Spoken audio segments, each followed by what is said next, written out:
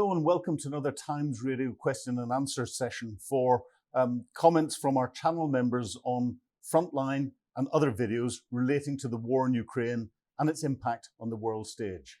I'm Philip Ingram. I'm a former senior British military intelligence officer and now commentator on global geopolitical issues. Now, the first question that we have today is from Mike. And Mike asks, now that Ukraine has the permission to use long-range missiles, will we see Ukraine down the Kerch Bridge? The Kerch Bridge is from Crimea into Russia, one of Vladimir Putin's personal projects. He goes on to say the use of American, French or the UK's missiles into Russia will not make a difference. These restrictions should not have been put in the first place. Should we fear a further response from Putin over the long-range strikes? So I'll deal with both of those questions together. The Kerch Bridge is a legitimate military target. The Ukrainians will be calculating very carefully how many missiles they would need to strike at what point to guarantee taking the bridge down or taking some of the spans of the bridge down, because all they need to do is damage it in such a way that the railway lines that cross it and the roads are impassable. Now, that calculation will be done against the number of missiles that they've actually got that can get in there and against the air defense assets that Russia has got around it. Russian air defense around the bridge area is significant. After the last time with the huge truck bomb that damaged the bridge, the Russians have put an awful lot of effort into providing protection around it. So I think if we're going to see an attack on the Kerch Bridge, we will see some precursor actions to try and denude the air defenses that are around there before the Ukrainians take an attack on it. But it is certainly a legitimate target. But you're right, these missiles, the authorization for the use of them into Russia, and of course the Kerch Bridge is still Crimea, depending how far across you go on the sea.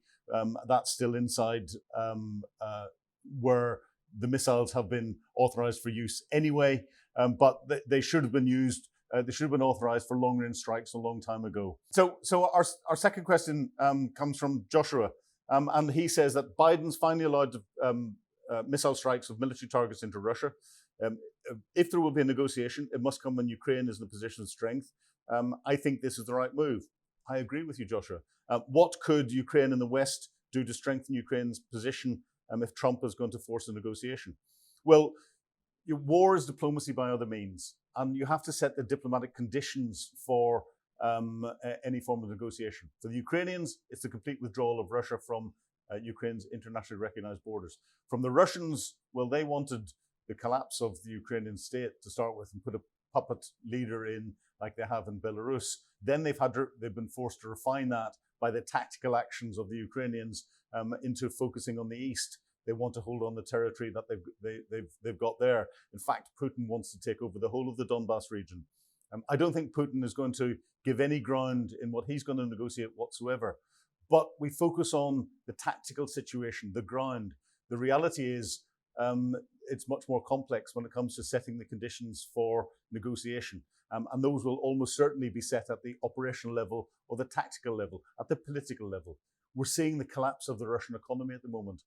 We're seeing 1,400 to 2,000 casualties a day. That's unsustainable for the Russians. We're seeing the Russians having to rely on North Korea for manpower, for ammunition, on Iran for drones, for missiles, on China for technical support. At what cost? We don't know what cost that is to Russia. We're more likely to see a collapse in the Russian government, the strategic level, that will force negotiations. And part of those negotiations, if that happens, will be from the Ukrainian side, the withdrawal of the Russians. From the Russian side, we have to see what comes in there. But the fighting, the tactical fighting, is helping to set the conditions for those negotiations for one side to have an advantage over the other. Is Trump going to force it? Trump's already trying to force it. What he's tried to do is get Vladimir Putin and say, don't escalate. You prepare to negotiate. To Zelensky, prepare to negotiate. And he's banging their heads together. Zelensky has come up with a plan for peace, a plan to end the war. Putin has entrenched himself. And in fact, Putin, in entrenching himself, has insulted Trump by publishing nude pictures of Melania Trump all over Russian national television. That's not a good starting point whenever you're looking at negotiating and your heads being banged together. Zelensky is a master at playing the international community, and I think is playing the game with Trump perfectly at the moment. We'll see how this pans out after January the 20th. Joshua then goes on to ask, I think our politicians got Ukraine messed up. If they think they will dictate to them what they need to do in their country, Europe will rise up to the occasion. Will not rise up to the occasion, but at least the Baltic states will. Which nations in Europe should we keep an eye on and judge for the support for Ukraine? Interesting. Europe is interesting, and it's an example of where national policy and national domestic policy influences international policy. And the countries we have to watch in Europe, and I'll include the UK in this, are the UK.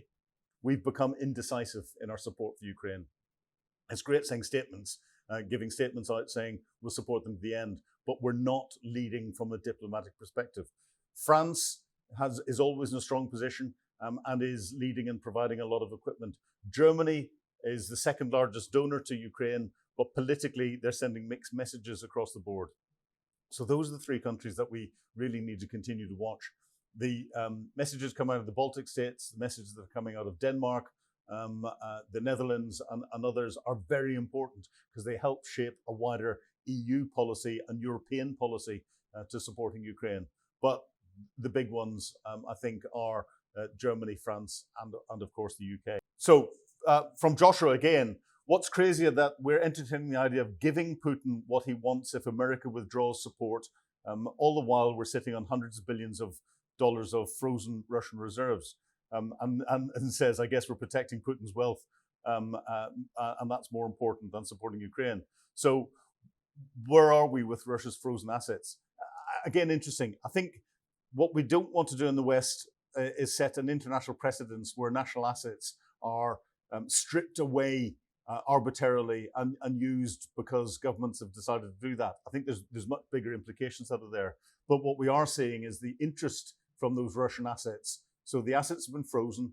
Russia can't use them. None of the oligarchs can use their assets, but they're still gaining interest. And the interest from those assets is being used to pay for a lot of the support into Ukraine and to give Ukraine the money that it needs. For example, the latest EU support package that's been put together is using 50 billion euros of interest from Russian frozen assets. And I think that's probably the right way to do things. What we should wait for is the end of the conflict and then start to use the actual frozen Russian assets to help pay for the rebuilding of Ukraine once the conflict is finished. So now a question from Steve. According to Wikipedia, Steve, Wikipedia Wiki Intelligence always raises an eyebrow with me and I go, ooh, but there's some good stuff out of it and your point is very valid. We, the US, are making 18 Abrams tanks a month. When they come off the assembly line, they should be shipped to Ukraine. What a good idea. We, the American taxpayer, need to know if they work and if they're any good and if we're getting our money's worth. What are the advantages and disadvantages for the US sending modern equipment to Ukraine? Well, I think there's more than that. The biggest advantage in sending modern equipment to Ukraine, and we see these stories coming out of the Ukraine military on a daily basis, is Western armor is stopping Ukrainian crews from getting killed. And that's what armor is all about. It's protecting the crews.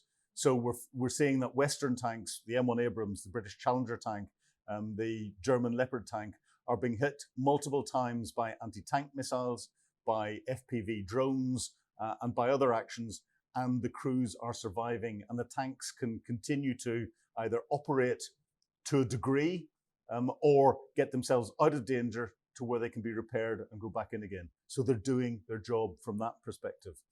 From a US supply chain perspective, the interesting thing here is, and you have to remember, those 18 Abrams tanks a month are coming off a US assembly line.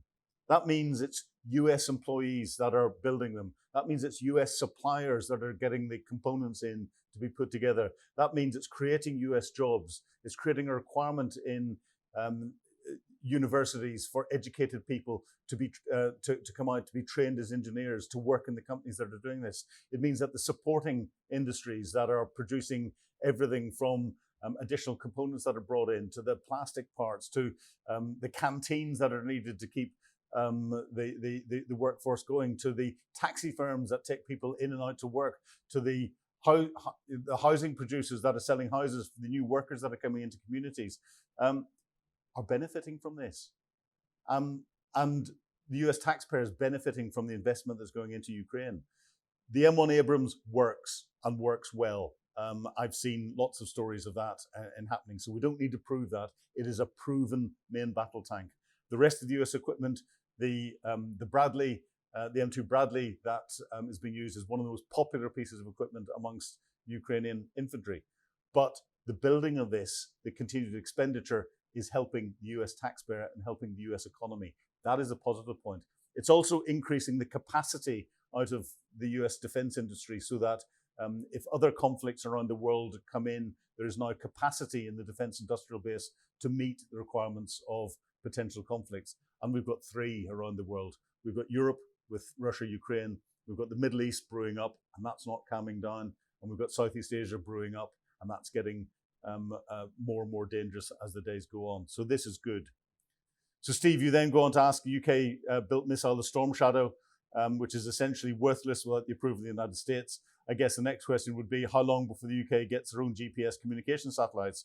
Well, the Storm Shadow, or the Scalp, as the French call it, is an Anglo-French missile. It's got some US components in it that are what are called ITAR restricted. So they're military components that use US military assets, and it almost certainly is the GPS, the military satellite and communication systems, so that they can identify exactly where they are and be as accurate as they are. I think the only holdup that there was because of US domestic political issues. What Joe Biden didn't want to do was do anything that would potentially sway an element of the electorate one way or the other whilst the elections were going on. And that's what slowed up his decision to approve the use of US long-range missiles and ITAR components in other nations' weapon systems to be used from a military perspective and used in Ukraine. It's not something that usually causes a problem. And therefore, I don't think it's something that would necessarily mean that the UK should put its own GPS and communication satellites into space, because that is hugely expensive.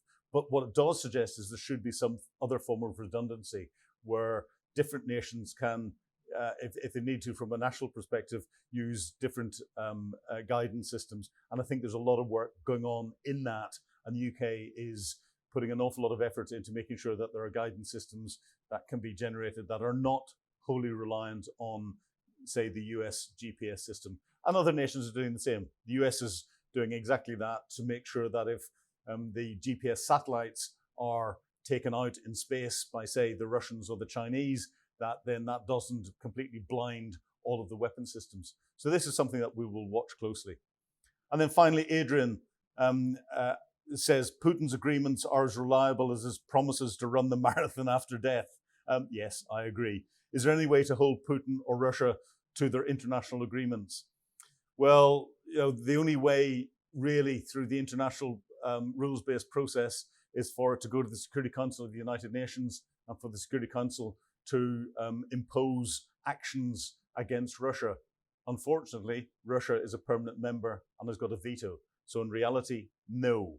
And we have to look at international rules. If we look at Israel and Lebanon, there was United Nations Security Council Resolution 1701 in 2006 that called for the disbandment of Hezbollah, the movement of all military to the north, further north into Lebanon, the withdrawal of Israel, and only the United Nations to be patrolling that southern part of Lebanon. That wasn't followed. And what did the international community do about it? Absolutely nothing. So a lot of these international agreements and even resolutions to implement those agreements are not properly policed. So there's no real way of doing this. I think utilizing Russian assets and the interest from Russian assets and impacting them from a trade perspective around the world is having a much bigger impact. And of course, that can continue until Ukraine is rebuilt. So those are the questions for this week. Please, if you've got any comments, if you've got any other views, if you agree with me, if you disagree with me, put it in the comments below. If you've got further questions, put them in there and we'll deal with those next week. And remember to gain early access to episodes and to get the chance to get your questions dealt with in our Q&A, please sign up for Times Radio membership. But I'm Philip Ingram. Thank you very much indeed for watching Q&A today.